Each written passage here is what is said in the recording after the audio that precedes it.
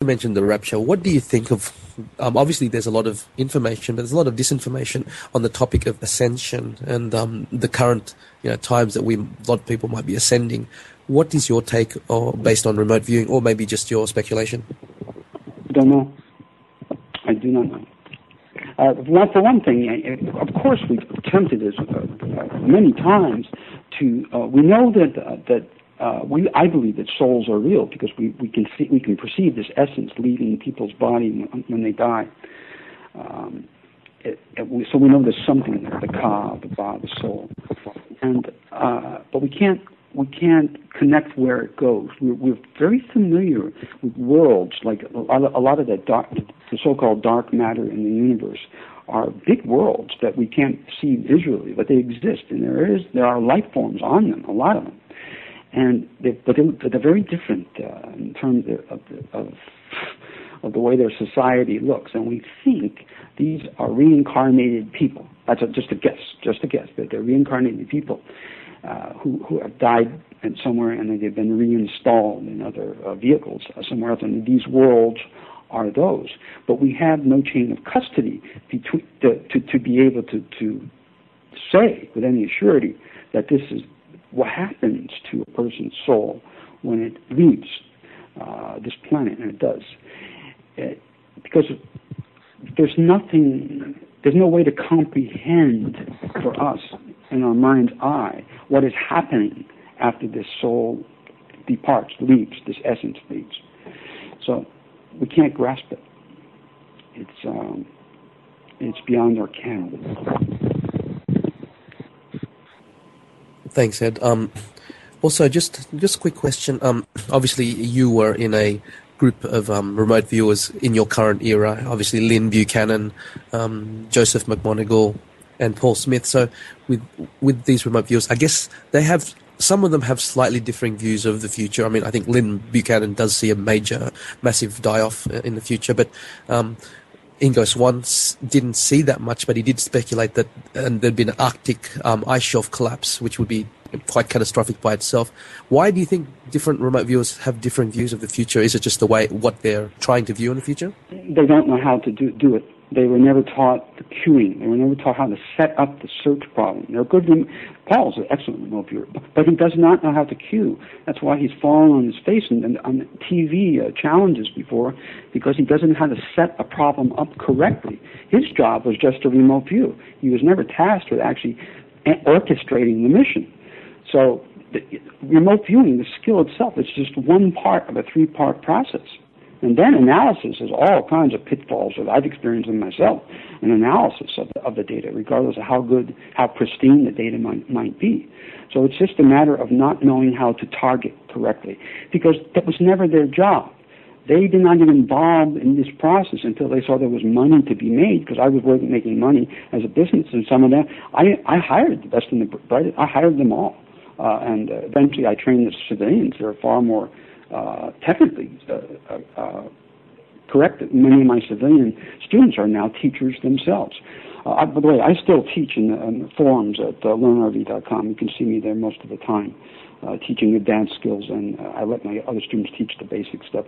But the advanced questions I address there. So that's the long and the short of it. They don't have the experience. Paul himself is easily 20 years behind the power curve on understanding the employment of this militarily and technically. But he's still a great remote viewer. When he is given the task, his mind can turn its attention to the task, and he can say, here, and produce some good work. But if he and others are responsible for putting together the task, that's when they fall on their face, because they have not had to apply it in so many areas over time. Thank you, Ed. We just have one more final question from Plain, then we'll close up. Plain, please ask your question. Yes, Ed, is there anything about the events of 9/11 that you could tell us about? Any aspects that might be interesting, or that you or someone you know targeted? I won't look at it, and I didn't target it. I don't want to know. I'll tell you. Let me just give you a little background about why I said that statement.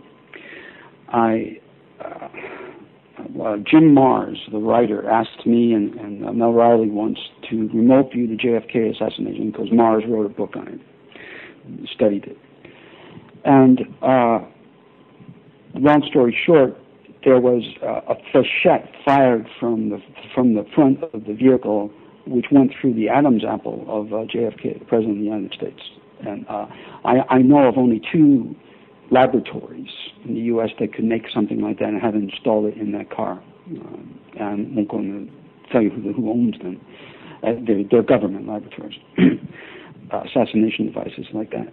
But that's in addition to the high velocity rounds, the heavy caliber round that he took from outside the vehicle. So in other words, he was assassinated, and I was dumbfounded. I just could not believe what I had just remote viewed, that somebody within the government, obviously, had the audacity to kill the President of the United States. We know who now, but I'm not going to mention it on air. That's why the FBI records were sealed for 99 years, because, now, that's another story. And so, for about a day, I was dazed. I just walked around. I just could not believe that my government, somebody in the government, high levels, 2 people at high levels, would engineer the demise of the President of the United States. That's how naive I was at the time. I was super naive. So when 9/11 happened and I started to hear these conspiracy theorists, so-called, talk about what went down, I harked back to that moment in time, in that remote viewing session that Mel and I did. And I said, man, I don't want to see this. I don't want to know, because if I had not been exposed to that JFK event, I would have said, there's no way. These conspiracy theories are not, I don't care what they put together. It's like man didn't land on the moon, that kind of stuff like that. But now, I just don't want to know. I don't want to see. So I'm going to keep my ostrich head in the sand on that one. There's some things I just don't want to know. Well, I guess then maybe your doom has a limit. It's not as much on. You're more willing to see the kill shot than something political. I just trusted. I was just not. It's 2 different things, apples and oranges there. And one is man-engineered event, and good and evil is there, and the other is pure geophysics, and which is indifferent to how anybody perceives, what's happening. Okay, well, thanks. I appreciate that. Thank you, Paul. For our final question tonight, we have a question from Happy Man. Happy Man. Yes, Ed. You say you draw on the Matrix, one global mind. Do you think that all humanity will connect with it at some point, as in a unity of consciousness? Is that possible? Well, everybody's already connected with it. They have to achieve unity themselves as individuals, but they're already connected. In connection with you, I know what you mean, though. The only thing I could say in relationship to that I'm aware of is I believe in prayer quite a bit. I'm a very spiritual man. I'm not religion. I hate religion. Too many people died in the name of religion. But I perceive myself as very spiritual. I like that to mainline to my Creator, my spiritual Father, if you will. I like that connection that I've been developing over the years. And I think that prayer is very, very powerful and very effective. And I think that a certain threshold value with a certain number of individuals acting in consort, could really do some effect or facilitate some big things. And you know what I mean. But you have to be congruent. The words, if I look at people talking to me, if I was to look at you right now, and I look at your words coming out of your mouth, and I look at your head, and I look at your heart, is there congruence between what you're saying and what you're feeling inside? If I feel that congruence, then you could say, Ed, you're a flaming, or whatever. I could say, oh, thank you very much for, I know what I am, because I know you really believe what you're saying is true. So, but most people aren't true to themselves. They buy into their own hype. And so they lack that congruence. So their prayer isn't as effective as people who are congruent. I can expand upon that, but I don't think I have to with you.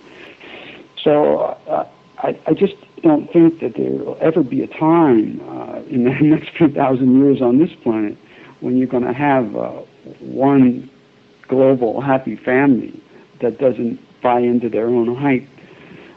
Right now we're doing anything but that. We're destroying the very garden that we live in. I was holding out for the best. Yeah, well, don't. And just for yourself, though. Just for yourself, because you can't change anybody else. You can change yourself. In fact, this idea of evolution, it's all bullshit.